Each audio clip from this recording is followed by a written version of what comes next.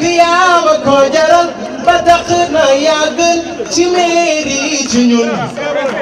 ana soppay Go Faye li ma leer ci ku mu leer nga jàpp Go Faye mi li tax ñu lay way du baat bu neexee cofeel gi daf ñoo sonal dugg waagaan Faye xaalis ku ma waagaane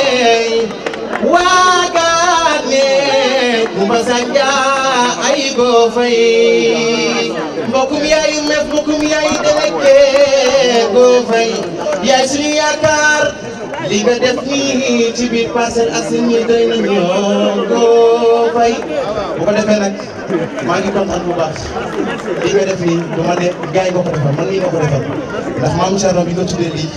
arab boobu laa jàngee alxuraan Pape Sall mii moom a jàngal ak ay rakam kon nag yow faloo boo defoo ko dara mais yaa ngi liggéey Parcelles kon nag boo faloo duñu mës a jooy autorité ñu ngi lay ñaanal nag yàlla fay la lépp li nga bëgg ci Parcelles Assainies yàlla defal ko ci barke Yonent bi jaa ngeen jëf. comme ni ko ñëpp seetloo rek tey dañu lancé un programme qui s'appelle TREP concept travaux d'utilité publique concept qui est un concept citoyen bi nga xamante ne ñun le mouvement réaction ñoo ko lancé pour impulser une dynamique citoyenne di ko wan ne bu ñu bëggee dëkk ci gox mu set mu sell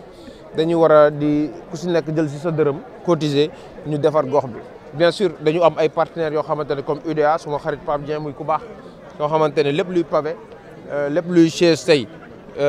moom moo ñu ko may ak yeneen partenaires yi nga xamante ne ci main d'œuvre lañ jàpp day ku ci mel ni Khadim Niang bu dëkk fii andi ay sac de ciment benn Motiam ak ñi nga xamante ne ñoo nekk mouvement réaction bref bu ma limee damay juum mais en tout cas c'est une dynamique bi nga xamante ne d'ensemble moo tax mënuñu xayma projet bi tey bu nekkoon appel d'offre la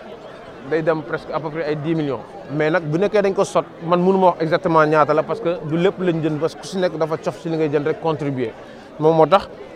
man su ma gëm-gëm moom mooy développement gox-goxaani day jaar si si implication wu ndaw ñi implication jeunesse bi implication mouvement citoyen yi parce que bu ñu ko impliqué rek day oyof mais bu ñuy xaar si mairie yi lépp wala ñu xaar si état lépp te ñun ñi nga xamante ne defaguñu dara suñu gox man je pense que loolu dafay yéex te ku si nekk fi nga dëkk yaa ko mën a defar du ay Mauritanien ñooñu di ko defar du ay espagnol ñooñu di ko defar te bu ñu defee lii dañuy bëgg tous les mois ñu dem benn unité quartier des Parcelles Assainies ànd fa association yi fa nekk en commençant par le conseil consultatif de quartier les associations sportives et culturelles ak yeneen type d'associations yi ñu xool fi nga xamante ne daal mën nañ fa impacter positivement à travers des travaux d'utilité publique ñu ñëw defar ko bu ko defee jàpp naa ne logiquement bu ko gox yëpp defee unité bu si nekk jàpp ne yaa war a nag meilleure unité kenn du xaar kenn bu ko defee Parcelles Assainies doon meilleure commune et puis Sénégal doon meilleur dëkk loolu daal loolu lañ doon lancé te gis nañ ne daal am nañ adhésion bi am na engouement bi tey mois prochain incha allah bu ñu amee keneen koo xam ne soxla rek chef de quartier unité 21 nee na soxla nañu unité 9 tam nee nañ soxla nañu te effectivement tey suba am na yeneen association yi nga xamante ne ñu ngi leen di gis ñuy yëngatu tey bu ñu ñëpp yëngatoo rek soxna si Parcelles Assainies day set parce que ñun dañuy ànd ak suñuy xarit ñuy ñëw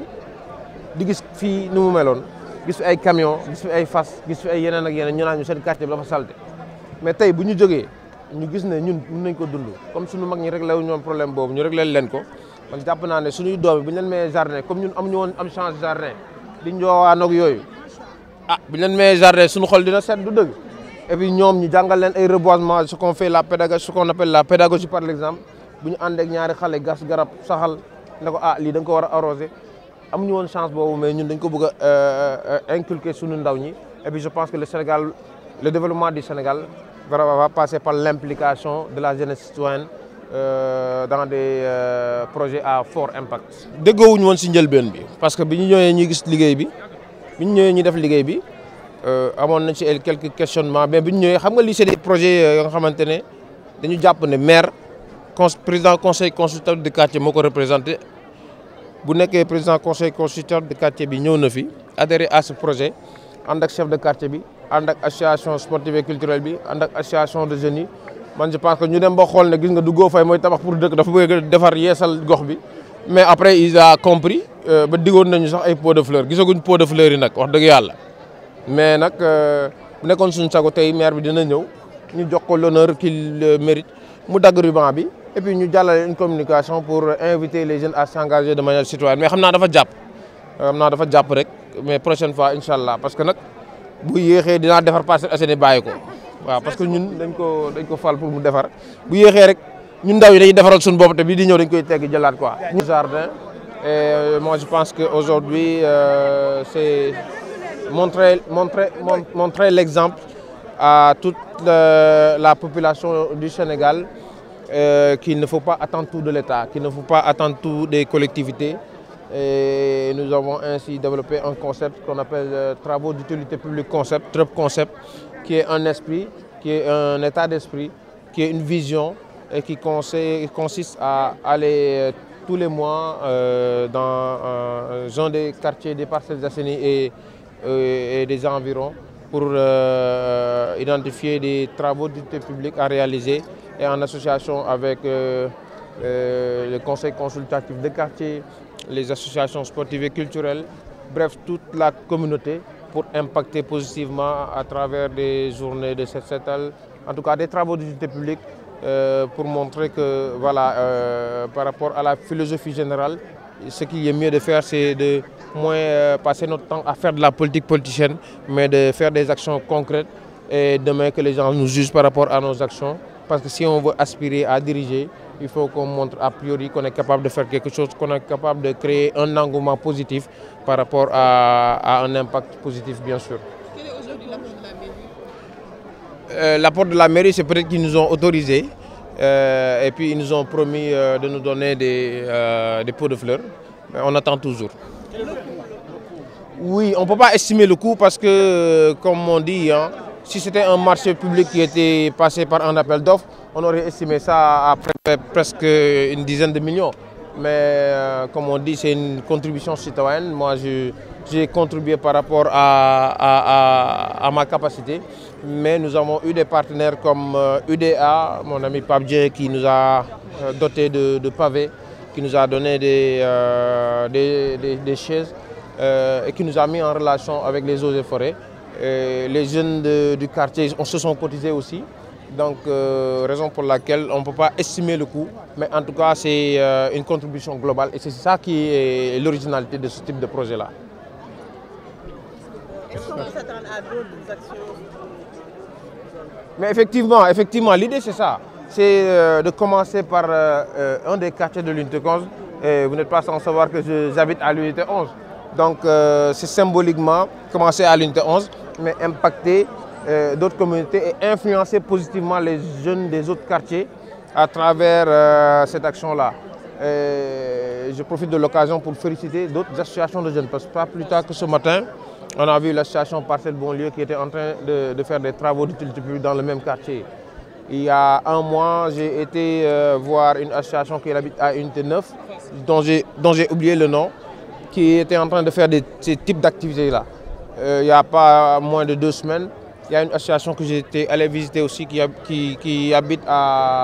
basée à l'unité 21. Et je pense qu'il y a une dynamique citoyenne qui est en train de naître. Et je pense qu'il faut un peu insister. Et je pense que si